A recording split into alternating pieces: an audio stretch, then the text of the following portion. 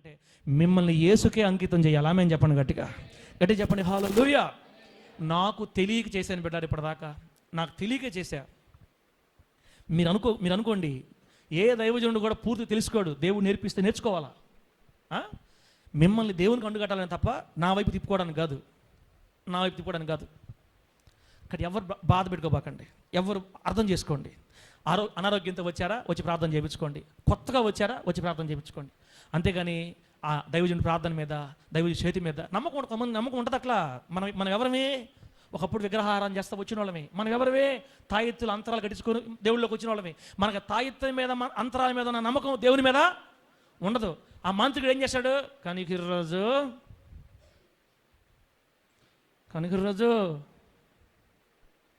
దేవుని నామానికి మహిమ కలుగును గాక. గట్టి చెప్పండి హల్లెలూయా. కనికిర్రాజు గారు పక్కన ఎవరో ఒకరు కన్ను మూసారు కదా, కనికిర పేరు చెప్పాను నేను. ఇదిగో మీ దగ్గర పంపిస్తా, ఇది మీ అమ్మలారా, కళ్ళు మూసిన వాళ్ళ దగ్గర పంపిస్తా దీన్ని నేను, జాగ్రత్త. నా ప్రభు మిమ్మల్ని ఆశీర్వదించును గాక. నా బాధ అర్థమైంది ఇప్పుడు దాకా?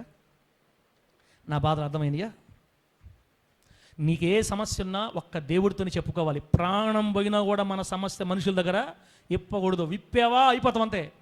నీ సమస్యని నవ్వుకొని చెప్పుకుంటారు బయట, నువ్వు చెప్పిన మాటల్ని ఎగతాళి చేసి మాట్లాడుకుంటారు బయట. దైవజనులు కూడా అలాగే ఉన్నారు, గుర్తుపెట్టుకోండి. చాలా దగ్గరలా ఒకవేళ నాలో మీకు అలా కనపడి చెప్పదు, నాకు కూడా దేవుడితో చెప్పుకోండి, అది దేవుడితో చెప్పుకోండి. నేను అలా ఉండాలనుకోవడం లేదు, నా బిడ్డల గుట్టి నేను దాచుకోవాలని కోరుకుంటున్నా. ఒకప్పుడు తెలియక చెప్పానేమో, ఒకప్పుడు తెలియక వాక్యాలు చెప్పేవాడిని. ఇప్పుడు మీరు అర్థం చేసుకున్నారు కదా, ఈ సీజన్లో ఎప్పుడన్నా 1-2 సంవత్సరాల నుంచి నేను చెప్తున్నాను బయట, అసలు తెలియక చెప్పేవాడిని, అది కూడా తెలియకే. ఇప్పుడు చెప్పను. నా కడుపును పుట్టిన బిడ్డల కంటే మీ గుట్టి నేను ఇంకా ఎక్కువ దాచుకుంటా. తాగుబోతు బిడ్డల సంఘంలో ఉన్నారు, దాచుకుంటా. అక్రమంలో ఉండే బిడ్డలు, అక్రమ సంబంధం ఉండే బిడ్డలు నాకు తెలుసు, బైబిల్ సంఘంలో దాచుకుంటా. రికార్డ్ డ్యాన్స్ చేసే బిడ్డలు ఉన్నారు, దాచుకుంటా. తాగుబోతు భర్తలు బిడ్డలు ఉన్నారు, దాచుకుంటా. ఎంత పాపంలో ఉన్న బిడ్డలైనా నేను దాచుకుంటాను గుట్టింగా. కాబట్టి ఏదేమైనా దైవజనుల మీద మనం ఆధారపడి బాధపడకూడదు. కాబట్టి ఇక మీదటి నుంచి మన సమస్యలు ఇతరులకు చెప్పడం మానేసి కేవలం యేసుకు మాత్రమే చెప్పుకునేటట్లుగా, ఇంట్లో కేకలు పక్కూరులో దాకా వినబడకుండా మన గుట్టు మనమే పెట్టుకొని ఒక దేవుని సహాయం ద్వారా ఇతరులకు మాదిరికరంగా మారేటట్లు దేవుడు మనకు సహాయం చేయునుగాక. గట్టిగా చెప్పండి హల్లెలూయా. బిడ్డలారా, ఈ 3-4 మూర్ఖులు ఎవరు? ఇద్దరు అనుకుంటున్నారే. ఎవరు చెప్పండి వాళ్ళు ఎవరు?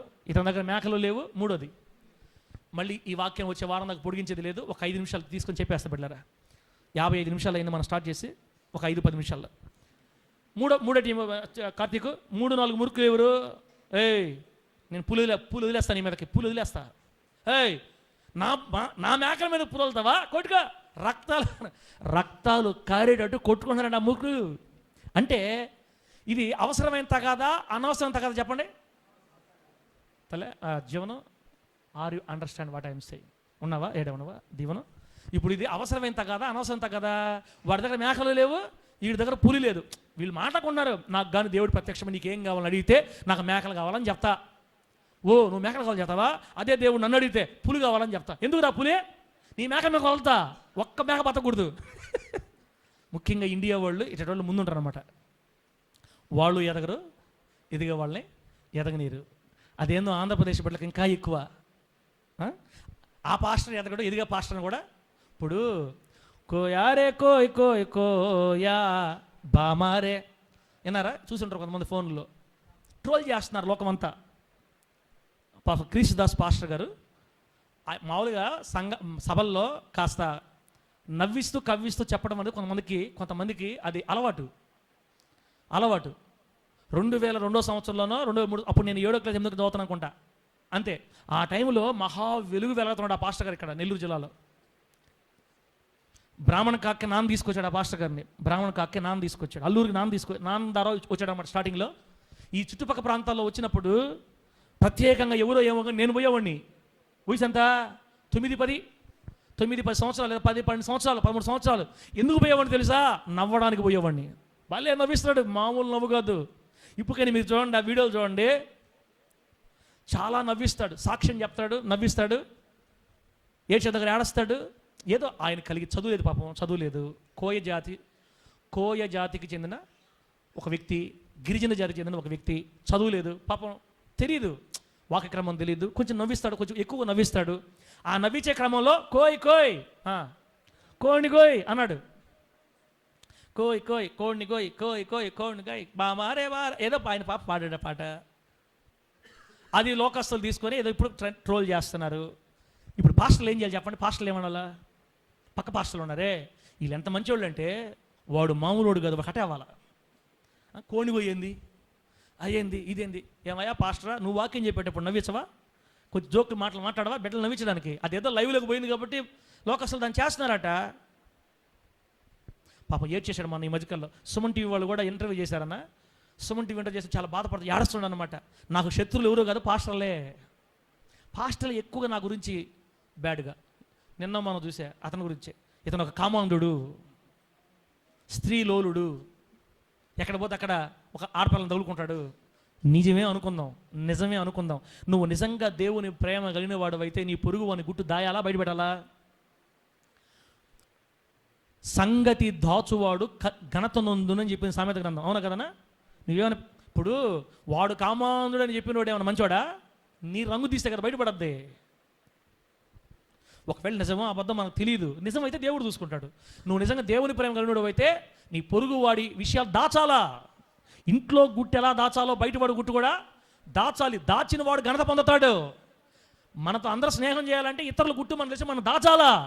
చెప్పుకుంటా పోతే వెళ్ళారా పాపం చాలా బాధపడుతున్నాను. 60 సంవత్సరాలు దాటిపోయినాయి అంట.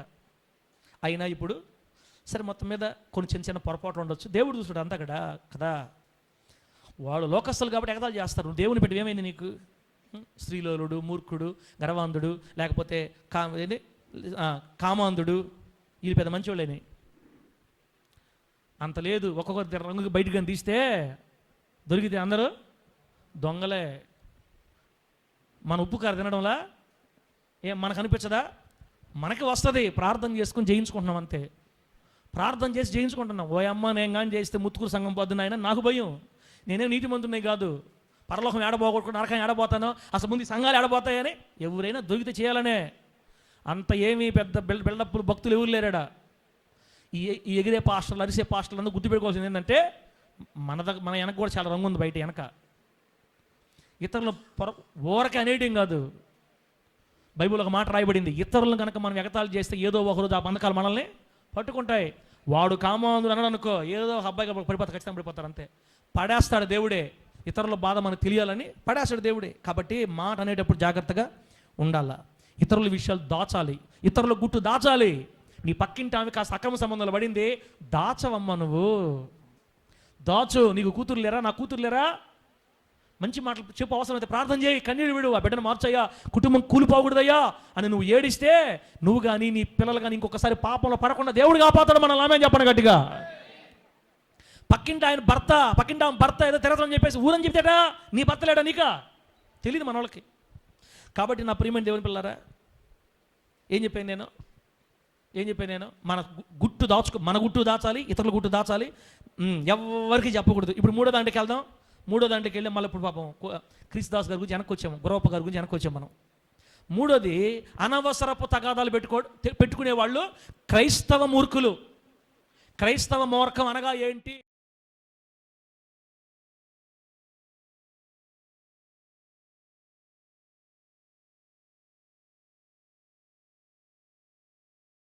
ఎట్లాగా? కొందరు దేవుని ప్రజలు, దేవుని బిడ్డలు కుటుంబాల్లో చిన్న చిన్న గొడవలు, చిన్నయే అసలు బయట వాళ్ళు చెప్పుకుంటే నవ్వుకుంటారు అనమాట. ఏముండదు అక్కడ. పెద్ద చిలికి ఏమైపోద్ది, పెద్ద గొడవ గలువని అయిపోద్ది, ఏముండదు. ఎంత వేదనకరం పరిస్థితి అండి. ఏం చెప్పను ఎందువల్ల మీ పరిస్థితి అంటే, వాళ్ళు చెప్పే కారణం చూస్తే మనకు అసలు భయంకరంగా ఉంటుంది. వాళ్ళు చెప్పే కారణాలు నేను చెప్తా చూడండి. 5వ కీర్తన 5వ వచనం చూస్తే ఒకసారి చూస్తే చూడమా. 5వ కీర్తన 5వ వచనం ఏముంది అక్కడ? 5వ కీర్తన 5వ వచనం ఏముంది? డాంబికులు యెహోవా సన్నిధిని, ఆ మాట చూడండి అక్కడ.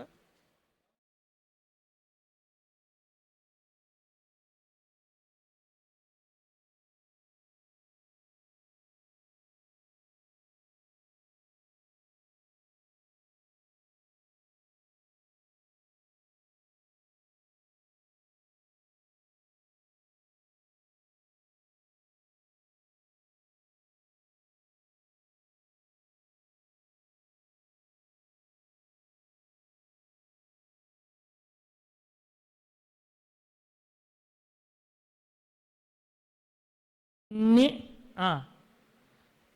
మన మీద మోయటం కాదు, దేవుడి మీద మోపి ధైర్యం ఉండాలా. అలా చేయకపోతే అది మూర్ఖం. రెండోది, మన విషయాలు, మన బాధలు, మన కష్టాలు ఒక్క దేవుడికి తప్ప ఇంకెవ్వరికీ చెప్పకూడదు. గుట్టు దాయాలి, మన గుట్టు దాయాలి, ప్రజల గుట్టు దాయాలి. ఇది రెండోది. అలా చేయకపోతే అది మూర్ఖం. మూడోది ఏంటంటే, అసలు కారణాలే కానీ చిన్న చిన్న వాటికి చిలికి పెద్ద పెద్ద కథాలు చేసుకొని కుటుంబ పరువు బయట పెట్టుకునే వాళ్ళు చాలామంది ఉంటారు. క్రైస్తవుల్లోనే వాక్యం ఏం చెప్పిందంటే, డాంబికులు యెహోవా సన్నిధిలో నిలబడలేరు అన్న. డాంబికులు అంటే ఇంగ్లీష్లో ఏముంటుంది తెలుసా? బోస్ట్ఫుల్ అని ఉంటుంది. BOASTFUL. బోస్ట్ఫుల్ అంటే బోస్టింగ్ అని గొప్పలు చెప్పుకోవటం, లేనిదాన్ని ఉన్నట్టుగా చెప్పుకోవడాన్ని బోస్ట్ అంటారు. లేనిదాన్ని ఉన్నట్టుగా చెప్పుకోవటం అంటే తమను తామే గొప్పవారుగా ఎంచుకోవటం కూడా బోస్టింగే, డాంబికమే. తమను తాము గొప్పగా ఎంచుకుంటారు. ఎట్లాగా? ఇప్పుడు చెప్తా చూడండి. కుటుంబంలో అనవసరత కదా ఎట్లా వస్తుంది చెప్పంటారా? ఒక భార్య చెప్తుంది ఇట్లాగా. ఒక భార్య ఏమంటుందంటే పక్కన వాళ్ళతోటి, అక్క నేను ఎట్లా ఉన్నాను చెప్పు, సినిమా హీరోయిన్ లాగా తెల్లగల నేను బాగుల్లా, మా ఆయన మాత్రం నలుపక్క, అసలు నేను ఆయనకి దొరకాల్సిన దాన్ని కాదక్క అనింది ఒక మాట. నా మాట అర్థమవుతున్నాయా? ఏమనింది ఆమె? అసలు నేను మా ఆయనకి దొరకాల్సిన దాన్ని, నా టైం బాగలేక, నా రాత బాగలేక పడ్డా ఈయనకి అనింది. ఆ మాట ఆమె గుట్టుగా తీసుకెళ్ళి భర్తకు చెప్పింది. ఎవరు? ఆ ఇంటికి వెళ్ళామే ఆయన భర్తకు చెప్పుకుంది.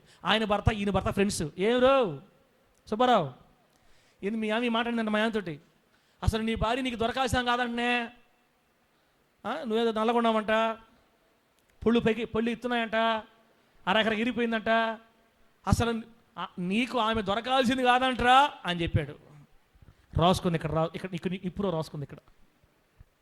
ఏమమ్మాయి, ఒక మాట అడతా నిజం చెప్పు, ఒక మాట అడతా నిజం చెప్పు, పలానామతో నువ్వు ఈ మాట అన్నావా అనలేదా?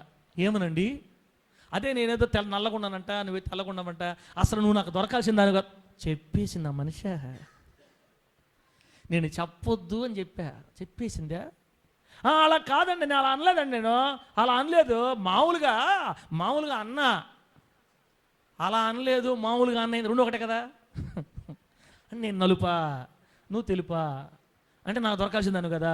అంటే నువ్వు హీరోయిన్వా, ఓహో అందుకే ఈ మధ్య ఎక్కువ దూతున్నావా, అందుకే ఈ మధ్య బాగా రెడీ అవుతున్నావా, అందుకే ఈ మధ్య బాగా ప్రిపేర్ అవుతున్నావా అంటే నా కోసం కదా, ఎవరి కోసమో నువ్వు రెడీ అవుతున్నావా, అప్పటి నుంచి స్టార్ట్ అవుద్ది. బయటికి పోయి ఎంతసేపు ఏం చేస్తున్నావు, ఎవరి కోసం చూస్తున్నావు? అప్పుడు ఆ దారిలో ఒక బైక్ వేసుకొని 2 సార్లు తిరుగుతాడు. నాకు డౌట్ వస్తుందమ్మా, ఈ 2 సార్లు తిరుగుతున్నాడు ఈ రూట్లో అంటే నీకోసమేనా? స్టార్ట్ అయిపోయింది. ఇంకా నువ్వు కానీ ఆ ఒక్క మాట అనకుండా ఉంటే నీకు బాధలే ఉండేవి కాదు. వాడు ఎవడో 3 సార్లు తిరిగాడు పాపం, ఆయన ఇంటింటికి దనుకుంటాడే, కేక్ కడతారా ఆయన 3 సార్లు తిరిగాడు, ఆ రూట్లో 3 సార్లు తిరిగాడు. ఈమె బయట కూర్చుంది, వాకిట్లో ఉంది. వచ్చేసాడు అంటే నేనంటే కొంచెం నల్లగొన్నాను, వాడు కొంచెం తెల్లగొన్నా కదా, వాడి కోసమే కదా ఈ బాధ అంతా, అంతే కదా. ఏమండి అయ్యో నన్ను అంటావు నువ్వు, ఈ మనిషి చిన్న మనిషి కాదు, ఫోన్ చేసి వాళ్ళ అమ్మకి చెప్పింది. వాళ్ళ అమ్మ అల్లుడికి ఫోన్ చేసింది, నాకు కూతురు ఏమో నువ్వు. ఇప్పుడు అల్లుడు అన్నాడు, నువ్వు రా చూసుకుందామని ఇంగ్లీషాడు. ఇక గందరగోళం అయిపోయి దుమ్ము అయిపోయి కొందరు అయితే కేసులు పెట్టుకొని కొట్టుకొని ఈ సమస్య అంతా ఒక్క మాటలు వచ్చింది. అది మంచి మాట చెడ్డ మాట, అది అనవలసిన మాట అనకూడని మాట, అది చాలా చిన్నది. నేను కాస్త అందంగా ఉంటాను, మా ఆయన నలుపు, నేను మా ఆయన దొరకాల్సిందని అనింది. ఈ మనిషి జ్ఞానవంతురాలు అయితే అసలు ఆ మాట అందు. అనవసరత కాదా. ఇంకో మాట అంటది, భర్త కూడా చిన్నవాళ్ళ, మనం చిన్నవాళ్ళమే, కాటిదానా నేను కాబట్టి ఆగుతాను నీతోటి. నేను ఎవరు అనుకుంటావా? శోభన్ బాబు లాగా నేనా? అందరూ నన్ను శోభన్ బాబు అంటారు. నన్ను సినిమా హీరో లెవెల్ నేను, నా కర్మకు బాగా నేను తగులుకున్నాను. నువ్వు పడ్డా నా జీవితంలో. అసలు నేను ప్రేమించిన లిస్ట్ తెలుసా నీకు? నేను ప్రేమించిన లిస్ట్ తెలుసా? వెనకబడ్డారు నా వెనక, అందరిని కాదని కాడిదని నేను చేసుకున్నా. అప్పుడు ఆ బిడ్డ ఫ్యాన్లో చూసుకుని ఏడుస్తూ ఉంటుంది. కొంతమంది మంచి వాళ్ళు ఏం చేస్తారంటే, సరే నేను నీకు సరిపోయిందని కాదు, నువ్వు సినిమా హీరోలు తిరిగేవాడు కాబట్టి నాకు దగ్గర నలుపుని చూసుకుని అనుకుందా ఇంకా అయిపోయింది కొట్ట బయట.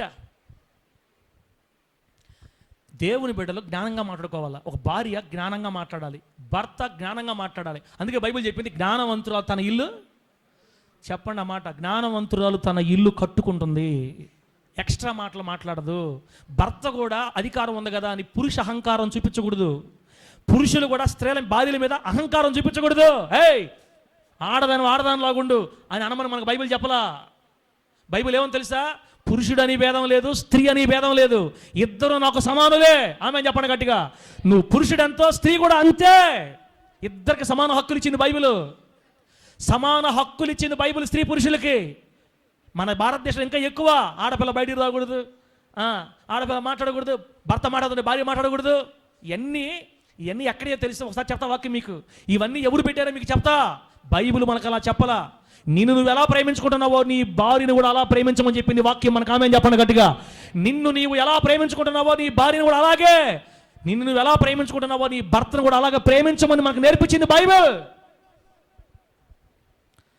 భర్తలు భార్యల్ని నలుపు నలుపు నలుపు అని ఉంటారు. కొంతమంది భార్యలు ఏం చేస్తారంటే, కొంతమంది భార్యలు, మా అమ్మ ఇచ్చిన దాంతో నన్ను సాగడం నువ్వే మోగోడిరా, పెళ్లి చేసుకున్నావు సాకలేకపోతున్నావు, మా అమ్మ నాకు పంపిస్తా ఉంది డబ్బంతా, నేను తినేదంతా మా అమ్మ ఇచ్చిందే, నువ్వెందుకు నాకు ఇంకా, మా అమ్మ ఇచ్చిందంతా నన్ను సాకేవాడు నువ్వే మోగోడివి అని చిన్న చిన్న మాటలేనాడు. చిన్న చిన్న మాటలే పెద్ద పెద్ద గొడవలు అయిపోతాయి. జ్ఞానవంతుల భార్య ఏమనాలి? అయ్యా మన పరిస్థితి బాగలేదు, అమ్మోళ్ళు ఇచ్చారు, తర్వాత నువ్వు సంపాదించడం మనకి రెట్టింపు ఇచ్చేద్దాం అమ్మోళ్ళకి, నువ్వు టెన్షన్ పెట్టుకోబాకు, దేవుడు మనం దర్శిస్తాడు ఒకరోజు, ఏం పర్లేదులయ్యా అని భార్య భర్తకు ధైర్యం చెప్పాలా. మనకు దేవుడు ఇచ్చినప్పుడు ఇచ్చేద్దాం అని చెప్పాలా భార్య. మా అమ్మ పంపించిందంత నేను బతుకుతున్నా నువ్వెంతున్నా నాకంటే అది జ్ఞానం లేని మాట. అసలు నువ్వు వేస్ట్ అంటది ఒక్కొక్క భార్య అయితే. ఇంకొంతమంది భార్యలు ఉద్యోగాలు చేస్తుంటారు, భర్తలకు ఉద్యోగం ఉండదు. ఈ భార్యలు ఏమంటారంటే, నీ మాట నేను తినేది అసలు, నీకంటే నేను సంపాదిస్తున్నా, గవర్నమెంట్ జాబ్ హోల్డర్ ఇక్కడ, ఎవడు భయపడాల్సిన అవసరంలే, ఉంటే ఉండు పోతే పో. ఎవరు మాటలు? ఈ భార్యలు మాటలు అన్నమాట. భార్యల మాటలు అనవసరపు తగాదాలు, అనవసర తగాదాలు, కుటుంబాలను నాశనం చేసుకునే తగాదాలు. పొరపాటును కూడా అలా ఉందా? అదిగో ఆ మూడో మూర్ఖుడితో ఆ వడత కొడుకున్నారే, రక్తాలు గడ కొడుకున్నారే, పులి లేకుండా మేక లేకుండా, అటు అయిపోతుంది మన పరిస్థితి. కొంతమంది భర్తలు ఏమంటారంటే, అమ్మాయి మేము ఉద్యోగం చేసే చోట ఒక అమ్మాయి చాలా బాగుంటుంది అంటాడు. అవసరం నీక? మేము ఉద్యోగం చేసే ఒక అమ్మాయి చాలా బాగుంటుంది, అదేందో నన్నే చూస్తుంది, ఈ మధ్యన భార్యకి చెప్తివి, ఇంకా భార్య స్టార్ట్ చేసింది. ఏమరా ఓడితే ఆమెతో మాట్లాడుతుందా?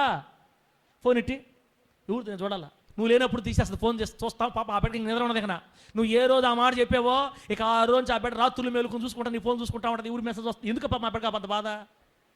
బాంధవ్యనా నువ్వు కానీ ఒక మాట అన్నావా ఇక నీ కుటుంబం అయిపోద్ది. ఇంకా అమ్మాయి ఈ మధ్య నాకు బాగా కనబడుతుంది, మాకు చర్చిలో బాగా నవ్వుతుంది అన్నావా, అయిపోయింది. ఇంకా చర్చి కూడా రాలే. ఇంకా జ్ఞానవంతుల మాటలు ఏంది అసలు?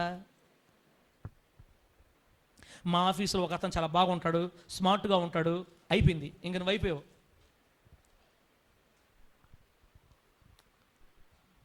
నిజంగా చాలా చాలా బ్యూటీగా ఉంటుంది ఆ అమ్మాయి, బ్యూటీగా ఉంటుంది అన్నాక నీ భార్య అయిపోయింది, నీకు అయిపోయావు. ఇంకా ఇయే అనవసరం మాటలు. ఈ రోజున్న దేవుని ప్రజలలో ఇట్లాంటి గొడవలు జరుగుతున్నాయంటే అది మూర్ఖం, క్రైస్తవ మూర్ఖం. యేసుని నమ్ముకున్న తర్వాత కూడా కలిగే మూర్ఖం ఇది. వాక్యం మనకేం చెప్పిందంటే, బిడ్డలారా, పొరపాటును కూడా జ్ఞానం లేని మాట, అనవసర మాట మాట్లాడి కుటుంబాల్లో గొడవలు తెచ్చుకోకుండా, ఒకవేళ భర్త అన్నా భార్య అన్నా నువ్వు భక్తుడు అయితే మనసులో పెట్టుకొని ప్రార్థన చేసి కన్నీళ్లతో భర్తని భార్యను మార్చుకోవాలా. అంతేగాని ఆ విషయాలను బయట పెట్టుకొని గొడవలు చేసుకొని ఊరంతా గౌరవం పోగొట్టుకొని చేసుకోకూడదు బిడ్డలారా, చేసుకోకూడదు. కాబట్టి అనవసర తగాదాలు పెట్టుకోకుండా ఉండాలి. ఇప్పుడు చెప్పండి, అనవసరపు తగాదాలు పెట్టుకోవడమే, అనవసర కారణాలకి తగాదాలు పెట్టుకొని దేవుని నామను అవమానం చేయటమే. నేటి నుండి చాలా జాగ్రత్తగా డంబాల మాటలు, డాంబిక మాటలు లేకుండా తగ్గింపు కలిగి నమ్మకంగా దేవుని కోసం మనం బ్రతుకుదుము గాక. గట్టిగా చెప్పండి హల్లెలూయా. చెప్పండి గట్టిగా హల్లెలూయా. లాస్ట్ మూర్ఖుడు ఎవరు? లాస్ట్ మూర్ఖుడు ఎవరు? ఉంగరాన్ని ఒక దగ్గర పోగొట్టుకొని, చెట్టు కింద చీకట్లో పోగొట్టుకొని లైట్ కింద ఎలుగులేస్తున్నాడు అన్నమాట. అంటే దీని అర్థం ఏంటి? ఎక్కడ పోగొట్టుకున్నామో అక్కడే వెతుక్కోవాలి క్రైస్తవులు. మన కుటుంబంలో ఆశీర్వాదం పోయింది, ప్రేమరాజు ఎక్కడ ఎతకాలి? దేవుని పాదాల దగ్గర ఎతకాల.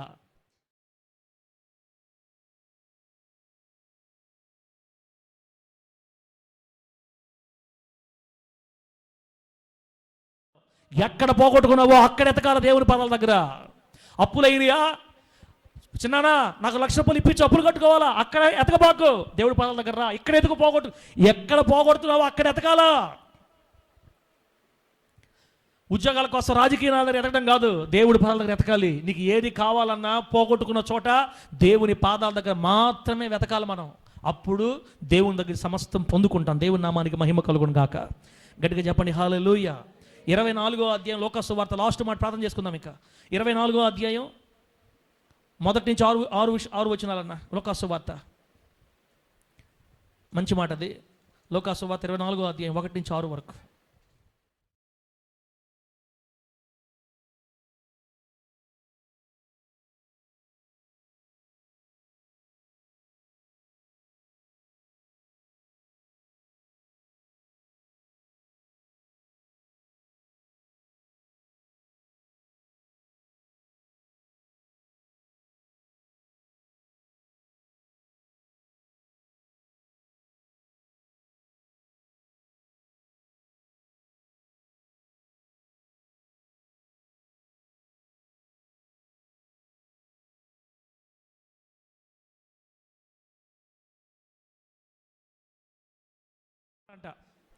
యేసుక్రీస్తు వారు సమాధిలో పెట్టబడ్డాడు.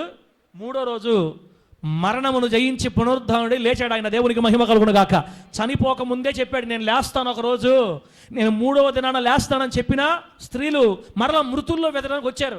దేవదూతలు ఏమంటున్నారంటే, అమ్మలారా, మీరు సజీవుడైన వాణిని ఇక్కడ సమాధుల్లో ఎందుకు వెళ్తున్నారు? ఆయన ఇక్కడ లేడు, ఆయన లేచాడు. చచ్చిపోయిన వారి దగ్గర ఎతకూడదు, సమాధులో ఎతకూడదు. జీవం కలిగిన దేవుడు లేచాడు. దేవునికి మహిమ కలుగును గాక. ఆయనని గలలిలో కలుసుకోండి, గలలిలోకి వెళ్ళి అక్కడ కలుసుకోండి. ఆయన్ని చెప్పండి శిష్యులకు పోయి మీరు, ఆయన ఎక్కడ లేడు, మృతుల్లో లేడు, సమాధిలో లేడు, లేచాడు. దేవునికి మహిమ కలుగును గాక. ఎక్కడ పోగొట్టుకున్నామో అక్కడ వెతకాలి, సమాధుల్లో కాదు. సమాధానం లేదా, ఇక్కడికి వచ్చి ఎతుకు. రోగాలా, ఇక్కడికి వచ్చి ఎతుకు. అప్పులా, ఇక్కడికి వచ్చి ఎతుకు. లోకంలో ఎక్కడికి వెళ్ళదు క్రైస్తవుడా, ఓ క్రైస్తవురాలా, లోకంలో ఎక్కడికి వెళ్ళొద్దు. నీ బిడ్డలకు ఉద్యోగాలు లేకపోయినా, భవిష్యత్తు బాగలేకపోయినా, ఏమి జరిగినా రా, ఇక్కడ ఎతకాల. మృతమైన స్థలాల్లో ఎందుకు? నా వల్లే ఆమె బాగుపడిందని తర్వాత చెప్పుకునే బంధువుల దగ్గర ఎందుకు? నేను లేకపోతే వాడికి దిక్కే లేదని చెప్పుకునే వాళ్ళ దగ్గర ఎందుకు? ఇక్కడికి వచ్చి ఎతుకు. దేవుని నామానికి మహిమ కలుగును గాక. గట్టిగా చెప్పండి హల్లెలూయా. ఇది దేవుని బిడ్డలు, ఇది దేవుని బిడ్డల సంగతి. ఇప్పుడు అన్ని జనుల గురించి ఒక 2 మాటలు మాట్లాడి ప్రార్థన చేసుకుందాం. బైబిల్ మూసేసేయండి. అన్ని జనుల గురించి 2 మాటలు మాట్లాడదాం. ఈ రోజున యేసుని ఎరగని వాళ్ళందరూ కూడా దేవుళ్ళని ఎక్కడ ఎదుగుతున్నారు? దేవుళ్ళని ఎక్కడ ఎదగుతున్నారు? మృతుల్లో వెతకుతున్నారు. ఇప్పుడు యేసుని ఎరగని బిడ్డలందరూ కూడా, అన్యమైన వారందరూ కూడా దేవుళ్ళు అని ఎవరు అనుకుంటున్నారంటే, ఆల్రెడీ చనిపోయి సమాధి చేయబడిన వాళ్ళని దేవుళ్ళు అనుకుంటున్నారు. దేవుడు చనిపోతాడనా? దేవుని చావు ఉంటుంది తమ్ముడా? దేవునికి ఆది అంతం ఉండకూడదు, మరణం అనేది ఉండకూడదు. మనుషులకు ఉంటుంది. చనిపోయేవాళ్ళు దేవుళ్ళు ఎందుకు అవుతారు? బిడ్డరా, ఈ రోజున దేవుడు అని నమ్మడానికి, యేసుక్రీస్తు నిజమైన దేవుడు అని మనం ధైర్యంగా చెప్పుకోవడానికి మనకు ఒక ఆధారం ఉంది. భూమి మీద మనకు ఆధారం ఉంది. అదేంటో తెలుసా? తెరవబడి ఉన్న యేసు సమాధి. ఆమేన్ చెప్పండి గట్టిగా, గట్టిగా చెప్పండి హల్లెలూయా. తెరవబడి ఉన్న యేసు సమాధిని బట్టే నా దేవుడు సజీవుడు, ఆయన లేచి ఉన్నాడు. ఆయనే మరణమును జయించి మృత్యుంజయుడై పునరుద్ధానుడైన దేవుడు, సృష్టికర్త, నరావతారిగా భూమి మీదకి వచ్చిన వాడు ఆయన అని ధైర్యంగా చెప్పగలుగుతున్నాం. మనుషులు సృష్టించిన దేవుడిని దేవుళ్ళుగా కొలుస్తున్న వారు ఆలోచించాలి. ఎతకాల్సింది మృతుల్లో కాదు, సమాధుల దగ్గర కాదు. వెతకాల్సింది చచ్చిపోయిన వాళ్ళ గురించి కాదు, సజీవుడైన దేవుని వెతకాలి. సజీవుడైన దేవుని వెతకాలి. బిడ్డరా, ఆ ఖాళీ సమాధి ఏం చెప్తుందంటే, యేసయ్య ఖాళీ సమాధి ఏం చెప్తుంది తెలుసా? మరణం తర్వాత మరో లోకం ఉంది. మరణం ముగింపు కాదు మానవ జీవితానికి. మరణం తర్వాత మరో జీవితం ఉంది, పరలోకం ఉంది, అగ్నిగుండం ఉంది. భూమి మీద ఉన్నప్పుడే దానికోసం జాగ్రత్తగా బ్రతకాలి. ఒకరోజు సమాధులు తెరవబడతాయి నాలాగా అని యేసయ్య సమాధి లోకంతో మాట్లాడుతూ ఉంటే, అనేక మంది మూఢత్వంలో ఉన్నవాళ్ళు, మూర్ఖులుగా ఉన్నవాళ్ళు, ఆయన దేవుడు కాదు, ఆయన పలానా కులం వాళ్ళ దేవుడు అని కులాలు పెట్టి నిత్య జీవాన్ని పోగొట్టుకొని మృతుల్లో సమాధుల్లో వెతుక్కుంటూ ఉన్నారండి. వాళ్ళందరూ మార్పు పొందాలని మనం ప్రార్థన చేయాలి. వాళ్ళందరూ నిజ దేవుడిని తెలుసుకోవాలని మనం ప్రార్థన చేయాలి. రాజ్యాల్ని పరిపాలించిన రాజులు దేవుళ్ళు అనుకుంటున్నారు ఈరోజు మనుషులు. రాజ్యాల్ని పరిపాలించిన రాజులు, ఒక రాజు, ఒక రాజు, ఒక రాజు, రాజ్యాల్ని పరిపాలించిన రాజులు దేవుళ్ళు అనుకుంటున్నారు. దేవుని చేత సృష్టించబడిన జంతువుల్ని దేవుళ్ళుగా పూజిస్తున్నారు, ఆ రూపాలు చేసుకుంటున్నారు. పంది దేవుని చేత సృష్టించబడింది, ఏనుగు దేవుని చేత సృష్టించబడింది. దేవుని చేత సృష్టించబడిన సృష్టాన్ని దేవుళ్ళుగా పూజిస్తున్న ఆ మనోనేత్రాలు వెలగాలని మనం ప్రార్థన చేయాలి. పోగొట్టుకున్న చోట దేవుని వెతకాలి, మృతుల్లో వెతకకూడదు. ఒకరోజు వారందరూ భంగపాటుకు గురవుతారు. అయ్యో, నిజదేవుని తెలుసుకోలేకపోయామే బిడ్డరా. కాబట్టి సువార్త అందరికి చేరాలి, అందరూ వినాలి. మనము కూడా సజీవుడైన దేవుణ్ణి కలుగున్నందుకు దేవునికి మహిమ కలుగును గాక. సజీవుడైన దేవుణ్ణి కలుగున్న మనం ధన్యులమే. వారి మనసులు కూడా మారాలి, వారి మనసులు మారాలి. వారు తెలుసుకోవాలి, తమ దేవుళ్ళను మృతుల్లో వెతుకుంటున్న వాళ్ళ మనసులు మారాలి. పాప ఇక్కడైతే ఆయన ఏదో కుటుంబంలో బాగలేక అన్నం పెట్టకపోతే ఊరు పాపం తెస్తా ఊరూరు తిరిగి అంతంత అన్నం తిని ఎక్కడో ఒక దగ్గర అలా కూర్చో ఉంటే అదే బుర్ర అదే గోచి పెట్టేసి దేవుడు చేసేసారు. అంతే, ఒక మనిషిని దేవుడు చేసేస్తున్నారు, దేవుడికి ఆరాధిస్తున్నారు. మనుషులు మృతులలో చనిపోయిన వాళ్ళల్లో దేవుళ్ళు వెతుక్కుంటున్నారు. వారి మనసు మారునట్లుగా మనం ప్రార్థన చేద్దాం. నీవు ఎప్పటికీ మృతులని చనిపోయిన వాళ్ళల్లో దేవుని వెతకూడదు. సజీవుడైన దేవుడు మన దేవుడు. దేవునికి మహిమ కలుగును గాక. ఆయన తప్ప వేరొక దేవుడు లేడు. దేవుడు ఒక్కడే సృష్టికర్త. ఏమండి, మనుషులు సృష్టించిన దేవుడు కాదు, మనిషిని సృష్టించిన దేవుడే దేవుడు. ఆది యందు ఆదామును సృష్టించిన ఆ దేవుడే నర శరీరధారిగా మన కోసం భూమి మీదకి వచ్చాడు. యేసు అనే పేరుతో వచ్చాడు. కాబట్టి అటువంటి నిజమైన దేవుణ్ణి కలిగి ఉండాలి. పోగొట్టుకున్న చోట మృతులలో కాకుండా సజీవునైన దేవుని వెతికి కనుగొనాలి. వారి కనులు దేవుడు తెరిచినట్లుగా ప్రార్థన చేద్దాం. మనం జాగ్రత్తగా ఉందాం, మన గుట్టు దాచుకుందాం. క్రైస్తవ మూర్ఖం పనిచేయకుండా తీర్మానం చేసుకుందాం. దేవుడి మాటలు మనందరికి ఆశీర్వాదకరంగా మార్చి వర్ధిల్ల చేయును గాక. కళ్ళు మూసుకొని ప్రార్థన చేసుకుందాం.